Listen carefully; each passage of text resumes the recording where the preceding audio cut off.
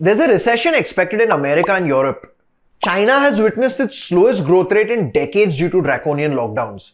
Inflation is still persistently high in Latin America. There's no particular good news about Canada or Australia either. And even Japan just narrowly avoided a recession recently. Among all this, India was supposedly the bright spot, at least until last quarter.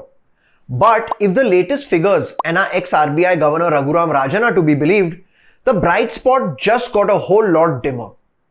And these very same words were echoed by our very own Chief Economic Advisor V. Anantha Nageshwaran as well.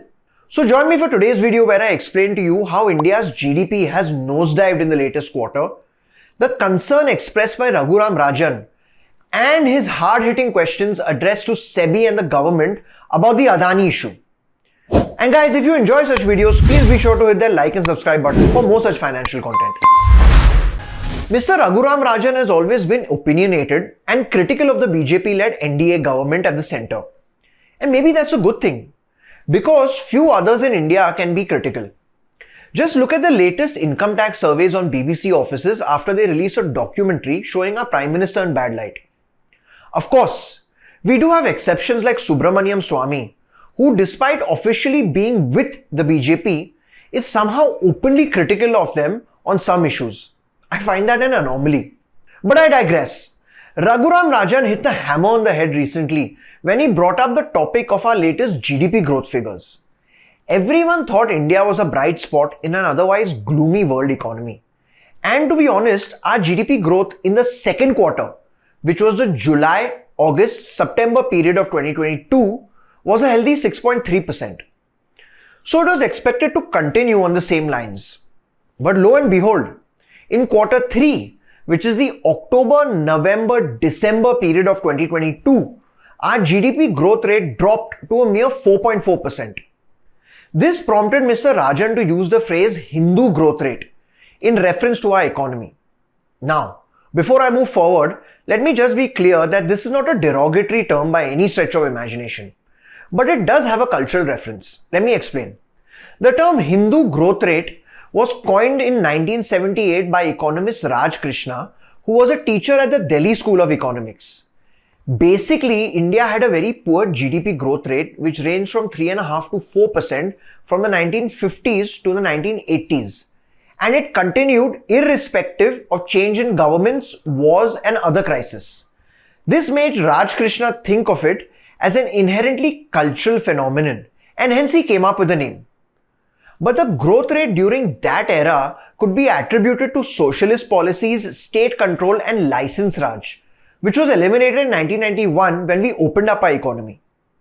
Now, I certainly don't think that a sequential slowdown in growth rates warrant a comparison to the era where our GDP growth was literally stagnant for decades. But Mr. Rajan is concerned that this slowdown will continue. Let's see what observations he had to make. In an interview with the Press Trust of India, Dr. Raghuram Rajan noted that the private sector in India is unwilling to invest. The RBI is still hiking interest rates, and global growth is still likely to slow still further later this year. This concoction leads him to a rather pessimistic view of the Indian economy in the near future. And he says that overall, in the coming financial year, beginning from 1st April, we would be lucky if we hit a 5% growth rate. An important thing to remember here is that the government recently revised upwards the GDP growth numbers of last year. So this creates a higher base against which this year's GDP growth seems lower. Dr. Rajan said that optimists in the government will use this upward revision of last year's GDP to justify the low growth rate this year. But guys, the point he brought up about private sector not investing in India is actually India's Achilles heel along with consumption, which is another big problem. Private investment has been languishing big time in India, and the private sector has been making all kinds of excuses for not investing. Like they want their capacity utilizations to go beyond 80% before they start making fresh investments. The government is bending over backwards to accommodate them to invest, such as slashing corporate income tax rates from 30% to 22% and many more measures. In fact, Nirmala Sitharaman last year was rather annoyed when she publicly stated that she was aghast at the unwillingness of corporate India to invest more. The simple fact is the government is focusing a lot on infrastructure, with an allocation of more than 10 trillion rupees also being made towards it in the latest budget. But they need support from the private sector as well for India's growth engine to kickstart. So, Dr. Rajan was pointing out to this fact. But I guess he meant it in a sense that the government is getting something wrong and they are unable to encourage corporate India to invest more. Mr. Rajan also had another complaint. This one's about our manufacturing sector, specifically about our production linked incentive or PLI scheme. This scheme has been touted as a victory, a very efficient way of stealing China's manufacturing business away from them. Basically, the Indian government is giving massive subsidies and incentives. You can view it as a sort of cashback scheme to big companies that manufacture their products in India. A lot of jobs are expected to be generated from this, and the government views this as its flagship job generating scheme. Dr. Rajan, however, has a different view. He critiqued a sensible evaluation would be to ask how many jobs are being created at what price per job. Because after all, the government is giving away tens of thousands of crores as incentives. He further went on to say that government spokespersons point to the rise in cell phone exports as evidence that the scheme is working.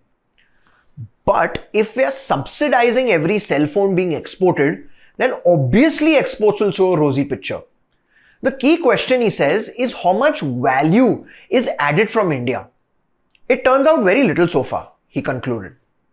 He also said we need more evidence before celebrating the success of the PLI scheme. Another very pertinent point Mr. Rajan brought up is that of services, and questioned why isn't the government concentrating on that equally. After all, most major economies in the world are largely service economies. Therefore, India can be a large economy without being a major manufacturing hub. Mr. Rajan rightly pointed out that India needs to work on both manufacturing as well as services to create jobs. And both these need schooling and skilling. While all what I mentioned above were just Mr. Rajan voicing his opinion and maybe taking indirect digs at the government, he also directly questioned the government and SEBI on the Adani issue. He asked why has SEBI not got to the bottom of the issue raised by the Hindenburg Group, and he even sought to know if they need help from investigative agencies. Most specifically, Mr. Rajan wanted to know why SEBI hasn't taken investigative action against 4 Mauritius-based funds that have reportedly parked 90% of their $6.9 billion in Adani Group stocks. It's widely thought that these 4 funds, Elara, Cresta, Albula and APMS, are all shell companies controlled by the Adani Group and used to manipulate the price of his group stocks as per his convenience. Mr. Rajan also said that non-transparent links between the government and the Adani Group is not allowing regulators to do their job. So there you have it. Whether you agree with him or no, his views do hold a lot of weight. And mind you, there are few very noteworthy voices that don't agree with his viewpoint. For example, the International Monetary Fund or the IMF says India will be the world's fastest growing large economy and along with China will account for half of global economic growth in 2023. Yet another veteran, Bank of Baroda's chief economist Madan Sabnavis said that Raghuram Rajan's view only takes into account quarterly growth, and that too in uncertain times. He prefers to look at full year's growth instead. But be that as it may, Mr. Rajan is one of the most credible voices from the opposition camp. And even though he is not formally with the Congress or aligned with any other political party, there have been theories about his name even being fielded as the face of the prime ministerial candidate in next year's general election. Again, these are all theories.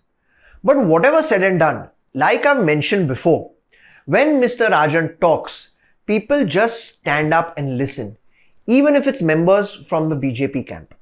Thank you.